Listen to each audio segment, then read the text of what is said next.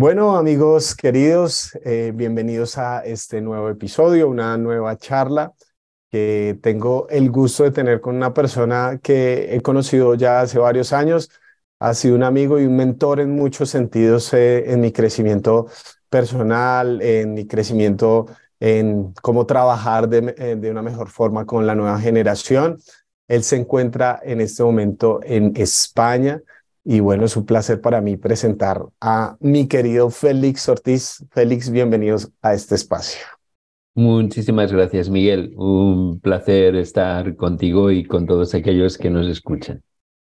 Bueno, a Félix le envié el episodio o capítulo donde estamos hablando del tema de la política, Levítico, urnas y púlpitos, porque dentro de las muchas cosas que tú has podido hablar y que yo te he escuchado, que de verdad me ha apasionado como la forma en la que tú lo entiendes, es el tema de la integración de la misión, no solo con la dimensión espiritual, sino el aspecto social. Eh, porque pues yo he visto que es muy fácil, bueno, se habla de el evangelio integral y cómo el evangelio toca toda la realidad de las personas, pero en términos generales tenemos una idea muy etérea de lo que es el evangelio y no la llevamos tan aterrizada a la vida real. Entonces, pues yo te quiero preguntar, Félix, en tu experiencia y todo, ¿por qué crees que es tan fácil para nosotros espiritualizar el evangelio, pero no llevarlo a las consecuencias prácticas de la relación con el otro, de el dinero, del manejo de los recursos, en fin? ¿Por qué crees que es tan fácil en términos generales que nos ocurra ese tipo de cosas? Bueno, es un tema un poco histórico. A, a principios del siglo, mediados del siglo XIX, principios del siglo XX, como respuesta a todo el intelectualismo que acababa con la revelación y que cuestionaba la Biblia y cuestionaba todas estas cosas, ah, se produce una respuesta cristiana que es el evangelio social, donde se desmitifica todo lo que tiene que ver con la Biblia y nos enfocamos simplemente en el amor al prójimo. Como respuesta a esto, las grandes denominaciones protestantes como presbiterianos, metodistas, ah, anglicanos pierden, por decirlo de alguna manera, la esencia de la fe y entonces se produce una gran respuesta de otra parte del movimiento cristiano que se va al otro extremo. Y este otro extremo es un evangelio que solamente es espiritual. Un evangelio, mientras que el otro se enfoca en lo social, este se va al otro péndulo, al otro lado del péndulo, y se enfoca única y exclusivamente en lo espiritual. La salvación es una cuestión espiritual, la salvación es ir al cielo, este mundo va a ser destruido. La salvación es un poco la idea del arca de Noé, donde nos vamos a refugiar de un mundo que va a la perdición y que, por lo tanto, nosotros lo único que debemos de hacer es salvarnos de esta generación maligna y pecadora. Y nosotros somos hijos de una, por decirlo de alguna manera, somos hijos de una manera pietista, intimista, personal y hiperespiritual de ver la fe. Por eso muchos de nosotros hemos tomado esta actitud: no somos del mundo, no estamos en el mundo es malo, hemos Mm. de refugiarnos en la fortaleza sitiada y olvidarnos del mundo. Entonces es una reacción pendular, pero nosotros, tú y yo, y las Ujú, iglesias a las que pertenecemos, ujú. vienen de esta tradición pietista que fundamentalmente nos viene de los Estados Unidos. Claro. Y bueno, yo veo como un elemento también, no sé si lo observas así, una influencia muy alta de la modernidad, donde se separan las esferas y se dice, bueno, su creencia privada, su vida privada y lo público, ¿no? Entonces empiezan así estos grandes divorcios, bueno, entre la fe y la razón. Entonces, una cosa es lo que usted crea en lo privado, está bien y todo, pero no lo lleve, por ejemplo, al aula académica, no lo lleve ahí afuera. Entonces empieza a haber estas divisiones donde muchas personas empiezan a vivir dos vidas, por decirlo de alguna forma. Entonces, provenimos, por ejemplo, aquí en Colombia es un país, aunque es laico, es de tradición católica, entonces escuchamos donde mucha gente dice, no, yo soy católico, pero pasa a ser algo puramente nominal. Incluso personas que practican de una u otra forma el asistir a reuniones y todas estas cuestiones, pero ve uno en el país, pensaba en los políticos, ¿no? Muchos de ellos no van y rezan y hacen todo, pero después se les destapan escándalos de corrupción y toda la cuestión, como que hubiera dos vidas, como, bueno, no importa lo que yo crea en lo privado, voy y hago los ritos, pero en lo público como que está desconectado. Entonces, esa visión tan moderna del mundo de dividir la realidad en esferas, de, bueno, usted para su vida crea lo que quiera y no importa las implicaciones que tenga afuera. Y de una u otra forma eso también ha pasado a nuestra visión cristiana, que lo hemos hablado también tú y yo en varios ámbitos, como el ministerio. Entonces, el ministerio real es el que está dedicado 24 horas a las cosas del Señor. Le hemos hablado cosas del Señor y los otros a las cosas seculares. Entonces, estas divisiones lo que hacen, me parece a mí, es acrecentar esta brecha, ¿no?, entre lo espiritual y lo real, cuando debería estar integrado. Creo que es, bueno, no sé si sí o si no, pero asuma a toda esta visión histórica que nos acabaste de dar también. No, sin duda. Es decir, nosotros vivimos una humanidad fragmentada y una espiritualidad fragmentada. Para nosotros lo espiritual habitualmente es lo que sucede ciertos días, llámese domingo, en ciertos lugares, llámese el templo, la iglesia o donde nos reunimos, y mediado por determinadas personas que son aquellos que llamamos dedicados al ministerio al tiempo completo, ¿verdad? Pero esto simplemente es una tradición cultural cristiana. Esto, para mi entender, no refleja lo que el Evangelio nos enseña, donde la misión de Dios no es una misión espiritual, sino es una misión integral. O si quieres que lo diga de otra manera, en la misión de Dios todo es espiritual. La política, los negocios, el arte, la cultura, la ciencia, porque el propósito de Dios es de reconciliar todas las cosas, y todas incluye todas. Política, economía, cultura, arte, ciencia, reconciliar todas las cosas. Por lo tanto, no hay ninguna esfera de la vida humana que no sea espiritual.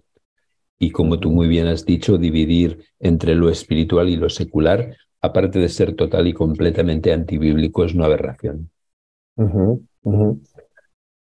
Y bueno, dices las cosas y estoy absolutamente de acuerdo que Dios quiere reconciliar consigo todas las cosas. Ahora, por lo general ahorita hemos hablado del aspecto, digamos, más individual y personal, em, pero ya en un aspecto más social, amplio. Mm, bueno, en el capítulo del audiolibro yo toco el tema de la política y que en parte hemos, bueno, quiero escuchar obviamente tu análisis, pero en parte estos elementos individuales obviamente se han amplificado y como no hemos sabido manejar individualmente esta integración de la espiritualidad y la tenemos tan fragmentada, de una u otra forma eso se ve reflejado ahorita en la política.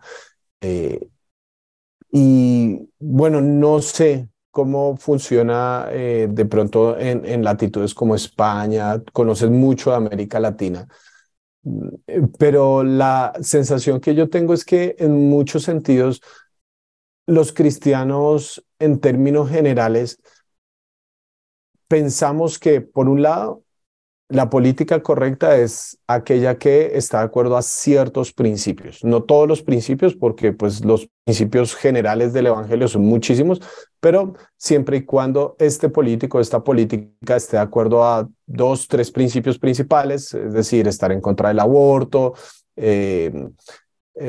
por ejemplo, el tema de la familia, que sea papá y mamá, entonces dos, tres cositas que esté a favor, entonces ya vamos con él. Pero también, por otro lado, veo que la iglesia ha anhelado esos puestos de poder con mucha facilidad. Entonces, es como intercambios, ¿no? Entonces, bueno, usted venga, hable en mi púlpito, entonces como que la transformación que podría hacer la iglesia socialmente es por medio de la política, poniendo a los políticos poderosos en su puesto, siempre y cuando ellos estén de acuerdo con nuestros principios y valores.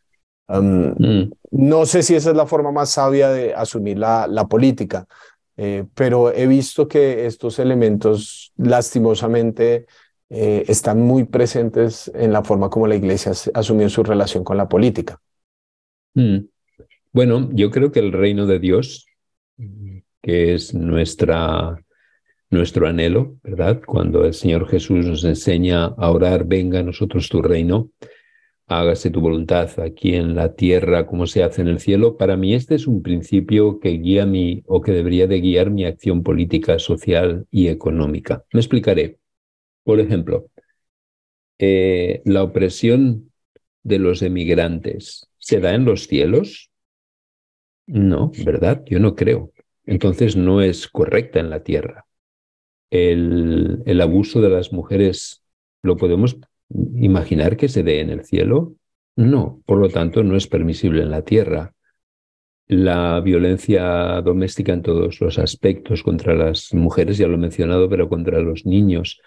¿La pobreza se da en los cielos? No, pues tampoco es correcta en la tierra. A lo que me vengo a decir, a lo que me vengo a referir es que nada que en los cielos no sea permitido debe de ser permitido en la tierra y por lo tanto la Iglesia lo debería de combatir. Me explicaré. ¿Qué es ser pro vida? Ser pro vida es simplemente que estemos en contra del aborto. Para mí ser pro vida es que estemos a favor de que el niño nazca, pero cuando nazca tenga un entorno saludable, sano, tenga alimentación, tenga educación y tenga sanidad. Eso es ser pro vida. Lo otro es ser antiabortista, pero no confundamos ambas cosas, porque parece que nuestro único interés es que un niño nazca y una vez que se haya nacido ya nos desentendemos. No, perdón. Dios le preocupa su sanidad, le preocupa su crecimiento, le preocupa su educación, le preocupa que pueda tener un trabajo digno y un trabajo estable, que pueda ganarse la vida, que pueda formar una familia. Para mí eso es ser pro vida. Entonces la Iglesia debería de luchar por esto. A veces luchamos por la familia tradicional y convencional, ¿verdad?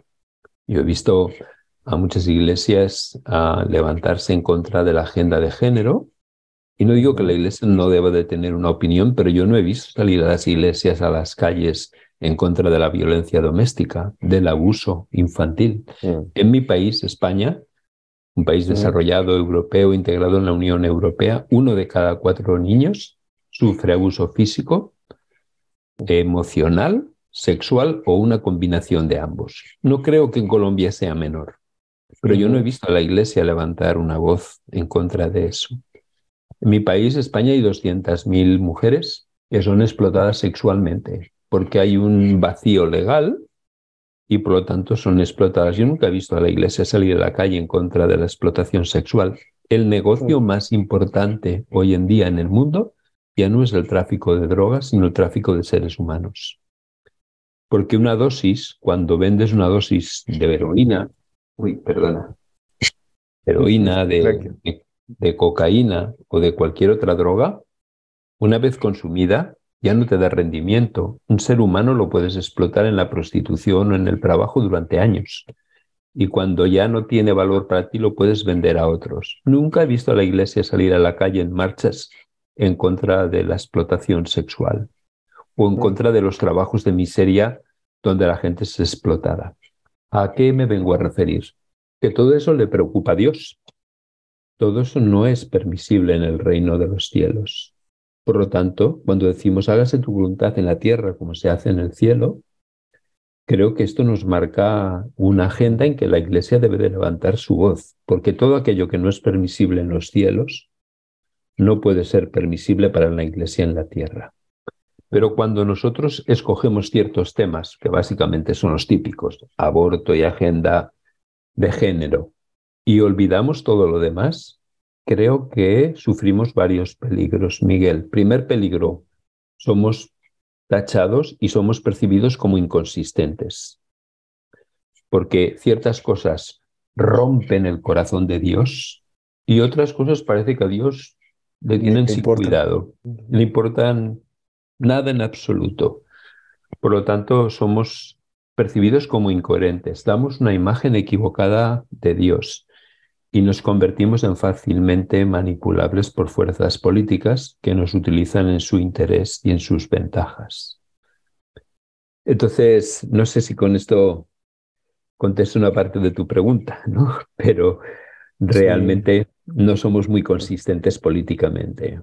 Mm, Sí, yo decía ahí en el libro, básicamente la misma idea que tú decías, que mm, nos interesan los niños antes de que nazcan, pero parece que no nos importaran después de que nacieran. mm, En Colombia, por ejemplo, es muy típico ver aquí el tema de desnutrición, sin negar, obviamente, que exista todo el aspecto de abusos, en fin, y que sean abusos a veces sistémicos y aceptados incluso dentro de las culturas. ¿Sí? mm, Culturalmente sean aceptados.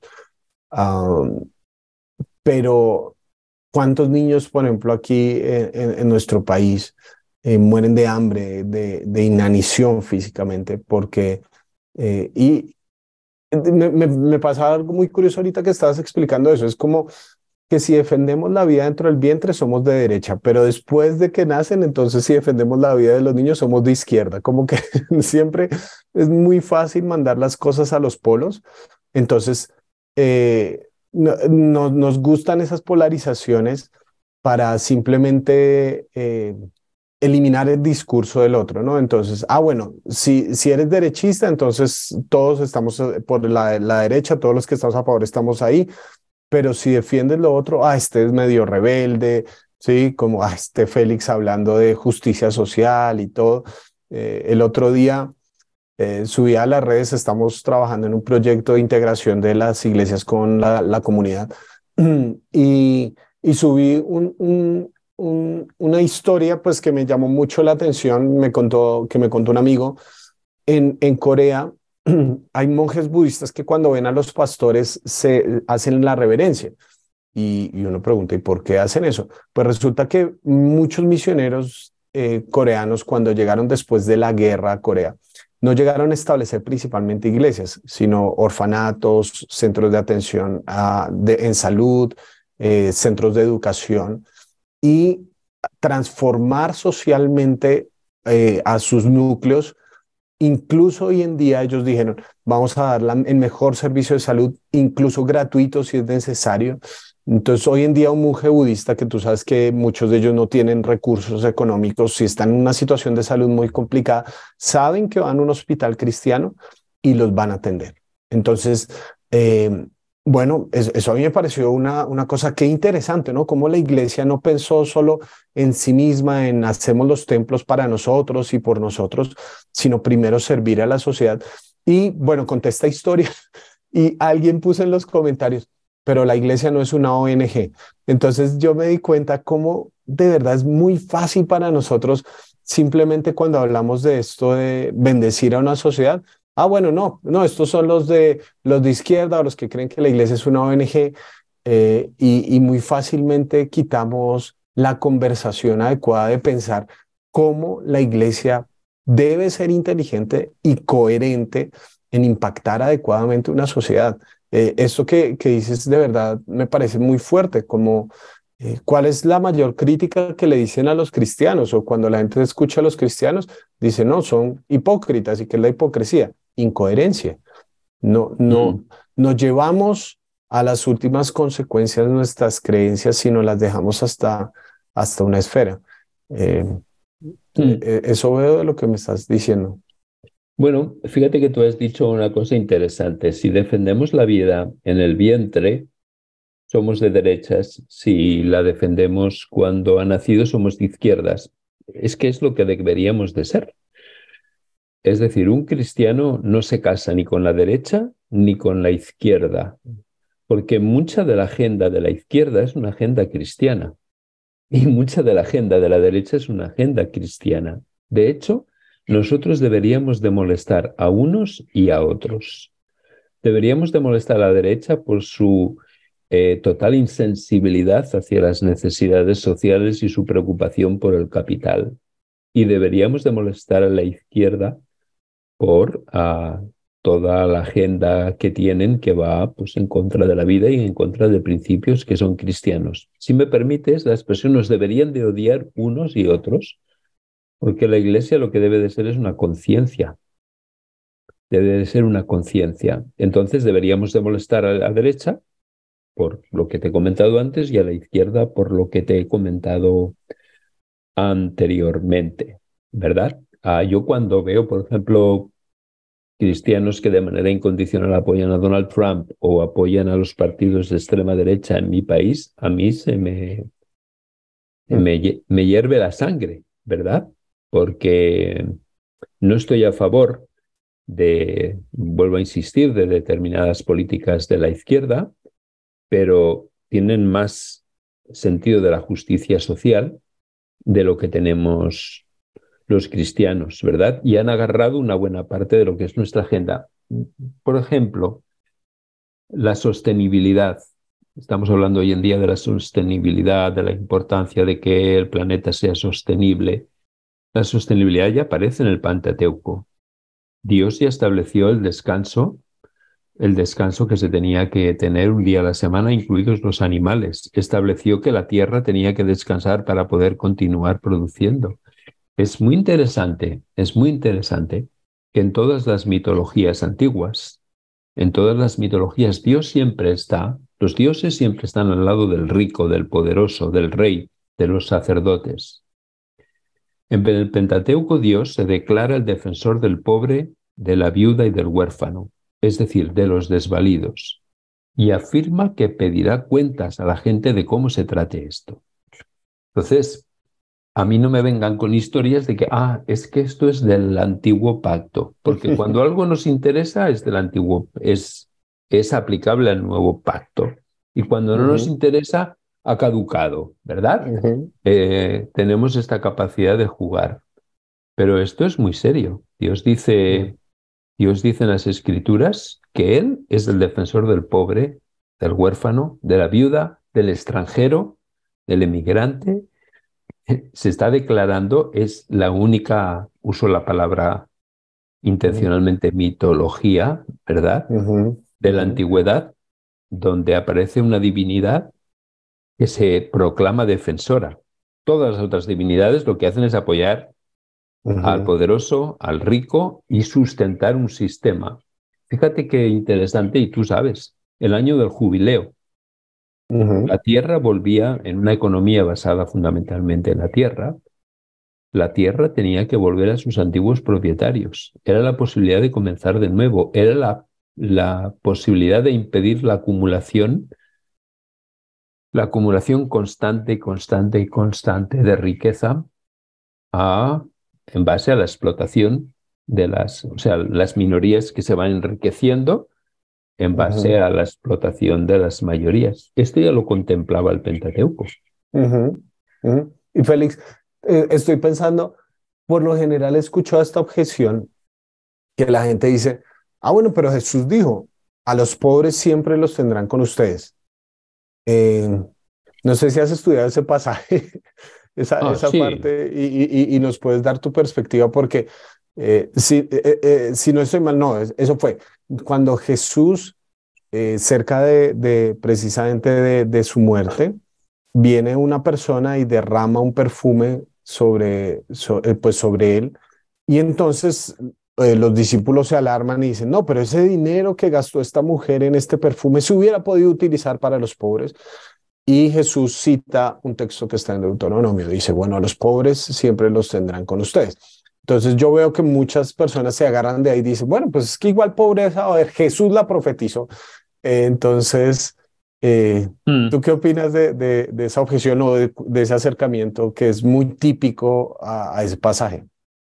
Bueno, eso es la típica manera de torcer los pasajes, ¿verdad? Porque, por ejemplo, cuando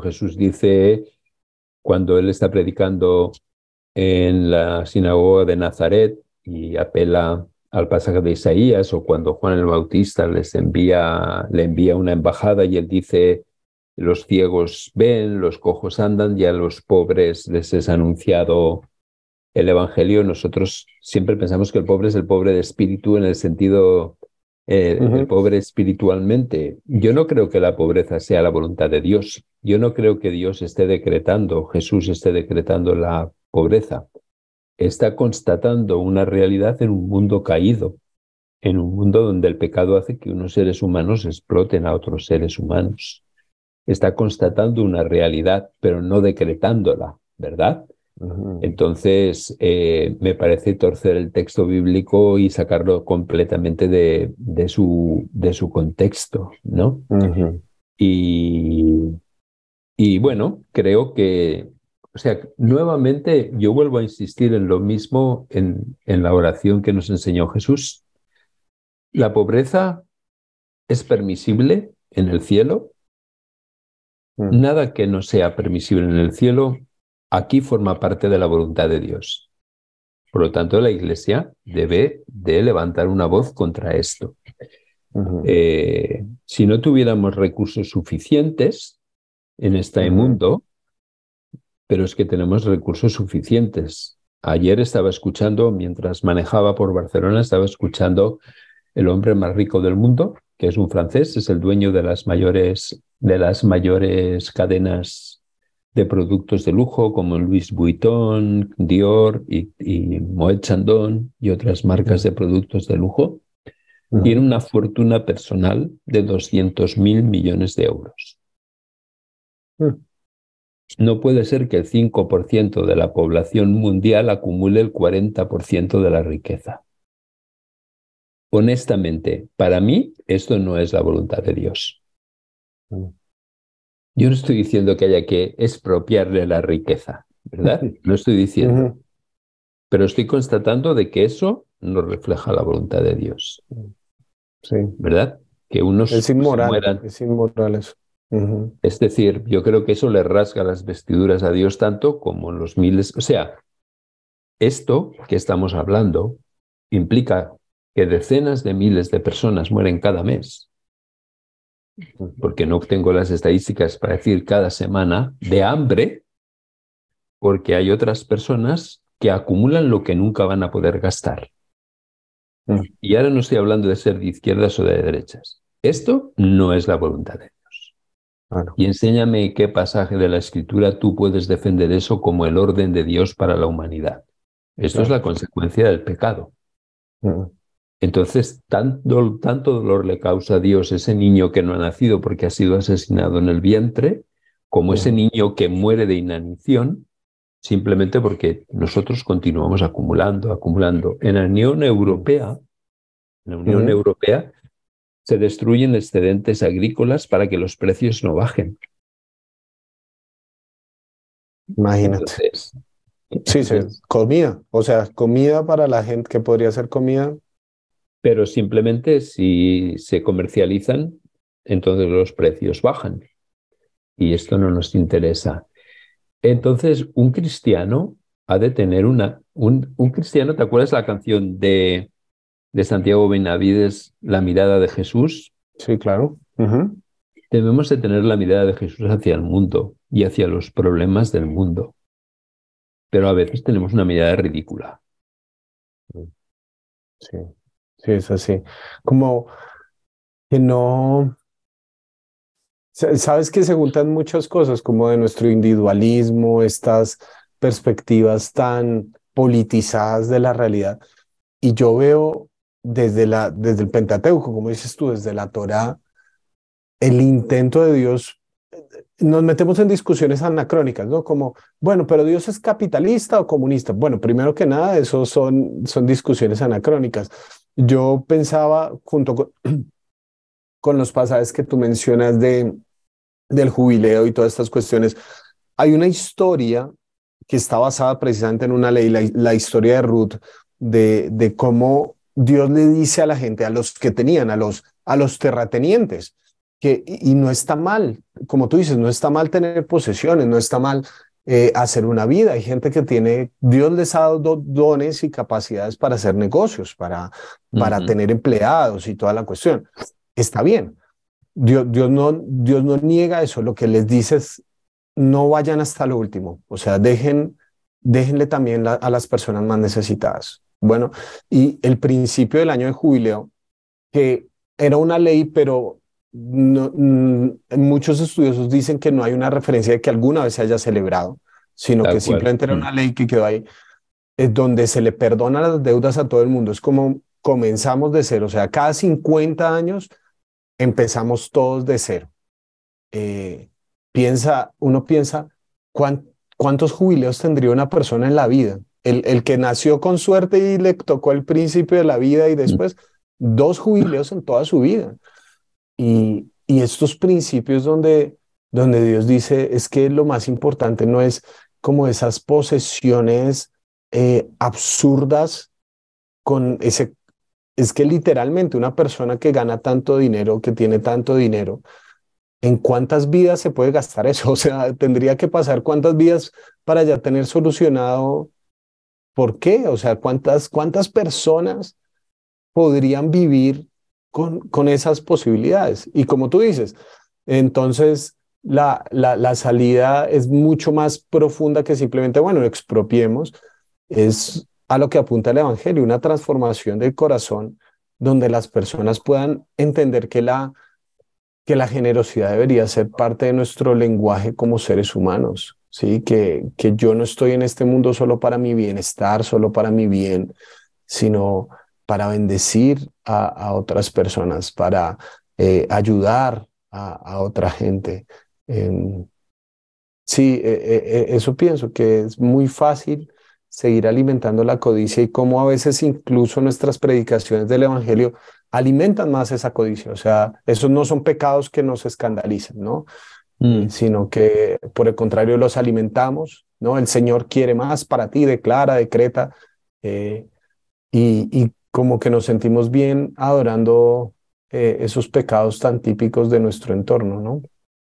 Sí, sí, sí. No, solamente tenemos que ir al libro de Santiago, y Santiago en esto es tremendamente realista. A ver, ¿de qué sirve que digas que tú tienes una relación con Dios si no eres capaz de satisfacer las necesidades de tu hermano?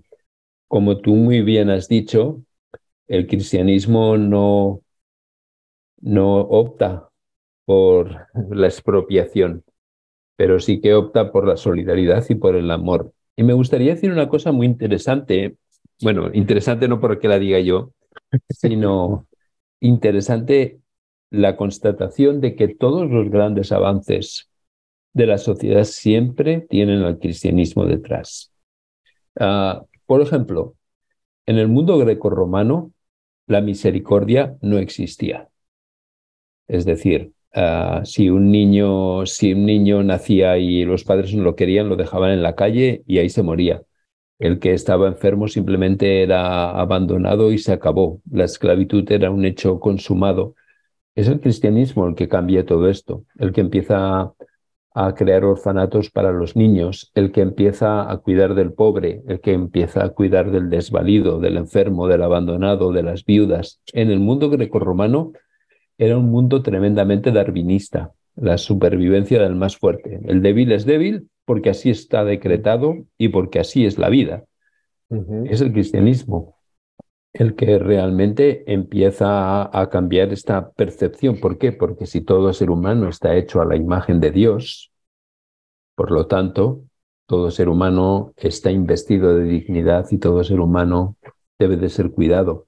Piensa que nuestra sociedad afirma que la evolución es la manera de explicar la realidad, el principio de la misericordia, incluso el principio de la justicia social es antievolucionista. ¿Por qué nos hemos de preocupar del pobre? Ujú. Pues el pobre es pobre porque es débil y en un mundo evolucionista el pobre pues está condenado a la extinción, pero nosotros decimos, no, el pobre tiene derechos. El pobre tenemos que ayudarle a redimirlo de su pobreza, darle educación. Eso es totalmente antievolucionista, porque estamos pensando en términos cristianos. Cuando hablamos de los derechos humanos, a ver, ¿qué son los derechos humanos sino una entelequia si no existe Dios y Dios no ha investido de dignidad a cada ser humano? Entonces, bueno, quería constatar este hecho de que los grandes avances sociales siempre se han producido por la influencia del cristianismo, ¿no? Ujú, Porque el mm, cristianismo nos ha transmitido esta idea de la dignidad del ser humano. La dignidad del ser humano no nace con la Revolución Francesa. mm. Ya la Revolución Americana, que es anterior a la francesa, la de 1776, cuando se produce la independencia de los Estados Unidos de Inglaterra, ya proclama la dignidad del ser humano antes que la Revolución Francesa. Pero es que además el principio es un principio bíblico. Todo hombre está hecho a la Igual. imagen de Dios. Yo creo que el escenario ideal, Miguel, es que la izquierda y la derecha nos persiguiera. Tal cual, Unos, que incomodáramos a ambos. Ujú. unos porque los acusamos y les ponemos el dedo en la llaga en ciertas cosas y otros porque les ponemos el dedo en la llaga en otras, ¿no? Mm, mm.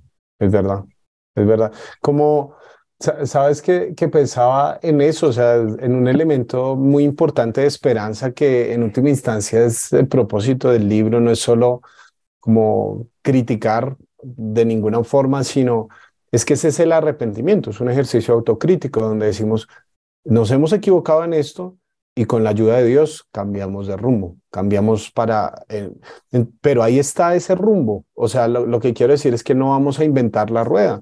No, Como tú dices, históricamente la iglesia lo que ha hecho es sacar este oro que ya está dentro de la mina de nuestra propia historia, de la palabra del Señor, del mensaje de Jesús y el Evangelio, sacar eso y llevarlo a sus consecuencias naturales.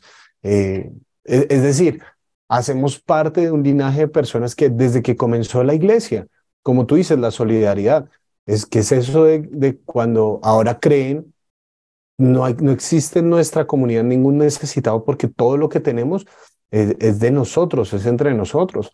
Eso es absolutamente revolucionario, eso es contracultural, es ir a la esencia de nuestro evangelio, de nuestro mensaje, y creo yo llevarlo a sus consecuencias naturales. Piensa uno, eh, ¿qué pasaría si hubiera gente que pensara, por ejemplo, en temas de lo que tú dices, de la explotación que se hace a la tierra, a los recursos?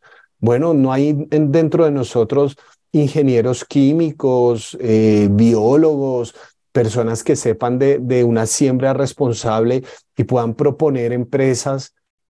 Hagámoslo de esta manera, hagámoslo responsablemente con la tierra, respetuosamente con los seres humanos y a partir de ahí hacer una diferencia muy grande.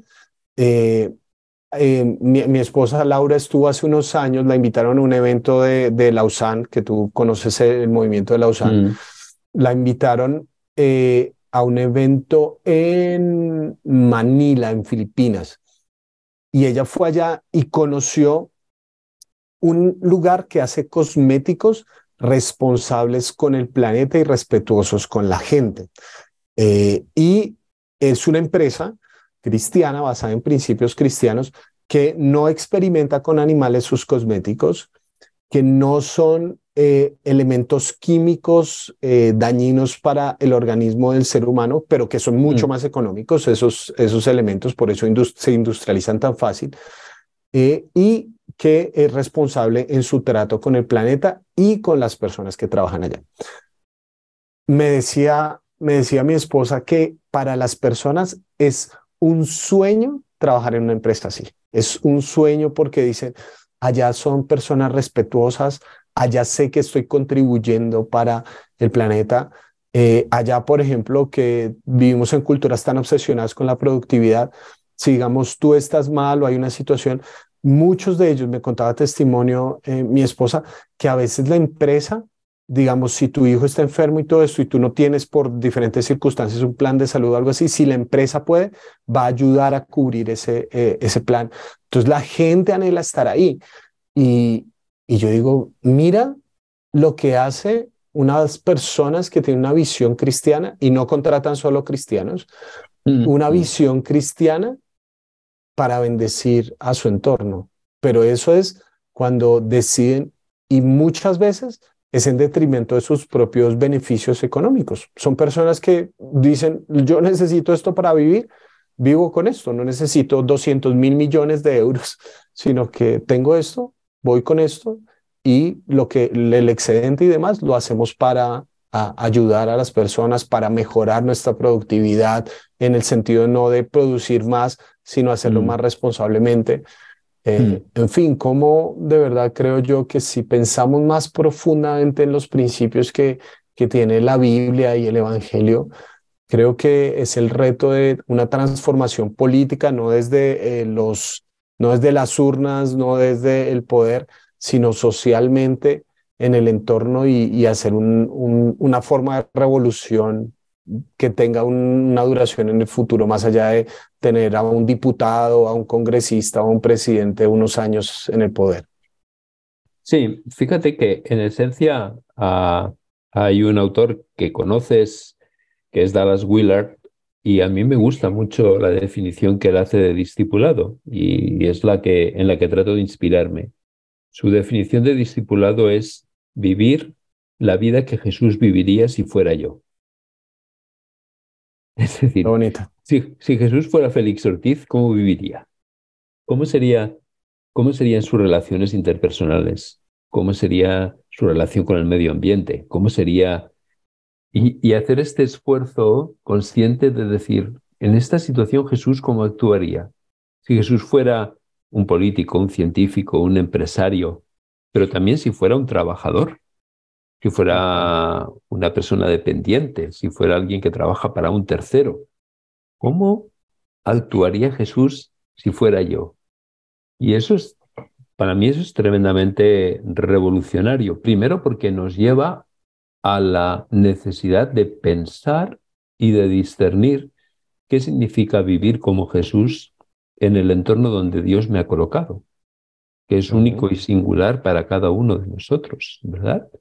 Entonces probablemente esto inspiraría mucho nuestra vida cotidiana. Por ejemplo, ¿qué haría Jesús si fuera yo con mis hábitos de consumo? ¿Consumo lo que necesito? ¿Responde a los patrones bíblicos de ser un buen mayordomo o responde a los patrones sociales de consumir y gastar para mantener todo el montaje en marcha, ¿no? Ah, es una cosa muy simple, pero mis hábitos de consumo, ¿cómo consumiría Jesús si fuera Félix Ortiz? Ah, mm. Está muy buena Necesitaría, esa definición. ahora déjame que haga un chiste, bueno, o un guiño a la cultura colombiana. A mí me gustan mucho las tiendas de Arturo Calle. Siempre que voy a Ujú. Colombia, me gusta la estética de ellos, ¿no? También me gusta la de Vélez, pero está Ok. por encima de mis posibilidades. Pero pienso, ¿se compraría Jesús ese par de zapatos extra? Ok. Y, y no es porque no tenga derecho a, Ujú. es porque hasta qué punto contribuyo a, ¿no? No es que no tenga Mm. derecho a, sino hasta qué punto contribuyo a. Vi una vez en Instagram un post que me pareció formidable. Dice, la camiseta más ecológica o la polera Ujú. o la remera más ecológica es la que ya tienes en tu armario, ¿verdad? Ujú. Ujú. No es la Muy nueva que vas bien. a comprar, que se vende como la más ecológica, es la que ya tienes, Ya ¿no? está. Ujú. Pero lo que quería enfatizar, Miguel, es el hecho de que realmente la expresión tal vez parece, no sé si es demasiado dura, nos han atontado, nos han enseñado un cristianismo que nos ha atontado, nos ha adormecido, ¿verdad? Mm. Nos ha hecho actuar. Yo creo que el apóstol Pablo se refería también a esto cuando decía, os tengo que hablar como a niños y no como a adultos, ¿no? Todavía no podéis comer vianda, porque a veces nuestro razonamiento sobre lo que es la vida es infantil, no es el Mm. razonamiento de Dios.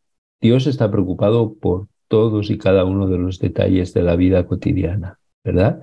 Qué interesante, por ejemplo.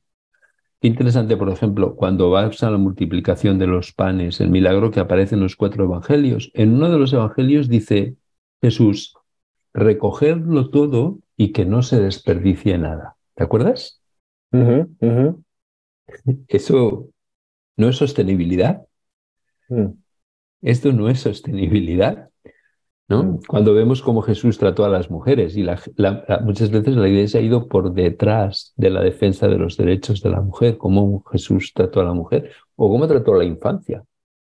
ujú, De las pocas veces en que Jesús se indigna y la Biblia nos dice que se airó, ¿verdad? Una expresión de ira es por el trato que se hizo a los niños. ujú, mm, Entonces, para mí estos son principios de actuación, ¿no? ujú. Que nos tienen que inspirar en nuestra vida cotidiana. Así Pero es. bueno, pero bueno, es un tema No, apasionante, es un tema apasionante, así Miguel, es. y me alegro, de verdad que me alegro muchísimo que lo hayas incluido en tu libro. Creo que es una contribución importante que lo hayas hecho y es algo que deberíamos de hablar más, ¿verdad? Para poder ser sal y Gracias. luz en nuestra sociedad. Mm. Así es. Pues Félix, yo muy agradecido de que hayas aceptado esta invitación. Creo que siempre que te escucho y siempre te lo digo cuando hablamos personalmente, aprendo un montón de ti y me alegra que también las personas que puedan escucharte en este episodio puedan aprender de verdad que debemos pensar nuestro cristianismo más a fondo. Creo que esa es una de las pasiones que tú tienes, que pensemos más y lo transmites increíblemente. Así que muchas gracias por haber estado como invitado y por tu diálogo y por tu amistad y tu mentoría durante todo este tiempo. No, gracias a ti por invitarme y como te decía antes, gracias por hacer esta contribución. Creo que es muy bueno lo que estás haciendo y es un gusto colaborar y apoyar todo lo que estás haciendo para bendecir a tu gente y bendecir a tu país. Y espero que tengamos más oportunidades de dialogar juntos. Bueno, bueno, queridos, muchísimas gracias por escuchar este episodio, por ver este episodio y nos escuchamos en la próxima. Un abrazo.